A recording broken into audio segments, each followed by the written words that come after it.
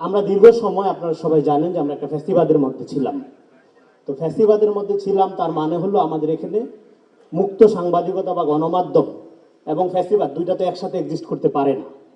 যেহেতু একটা লম্বা ফেস্টিভালের মধ্যে আমরা ছিলাম, ফলে স্বাভাবিকভাবে আমাদের এখানে গণমাধ্যমের স্বাধীনতা বলতে যা বোঝায়, মুক্ত গণমাধ্যম বলতে যা বোঝায়, সেই জিনিসটা ছিল না। কিন্তু আপনার এইটা শুরু কিভাবে হলো? এটা তো হঠাৎ করে একটা দেশে ফেস্টিভাল তৈরি হতে পারে না।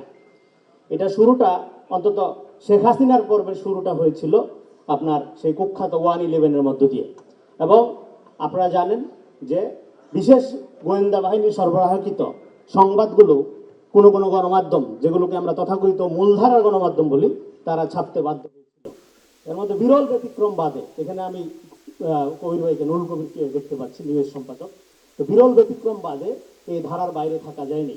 সেই যে শুরু হলো ইসপের গল্প ছাপা, চরিত্র হননের কাহিনী ছাপা, সেইটা এখনো অন্যান্য ফর্মে বা নানা ফর্মে এখনো সেই ধারাবাহিকতা কিন্তু চলছে। তো ফলে আমরা যখন মিডিয়া কথাটা বলি, মিডিয়া কথাটার একটা অনুবাদ করা হয় গণমাধ্যম। এটা মনে হয় গণমাধ্যম না করে প্রচার যন্ত্র, এটা ভালোভাবে প্রচলন করা ভালো।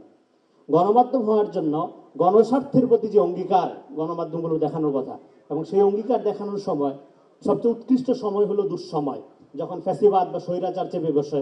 তখন গণমাধ্যম মানে মিডিয়া কতটা গণমাধ্যম হয়ে উঠতে পারছে, সেই পরীক্ষার সময়টা। এবং সেই পরীক্ষার সময়ে আমাদের বাংলাদেশের তথাকথিত মূলধারা মোটামুটি বলা যায় 2-4টা বিরল ব্যতিক্রম বাদে ফেল করেছে। ফলে এটা আমাদের স্বীকার করতে হবে।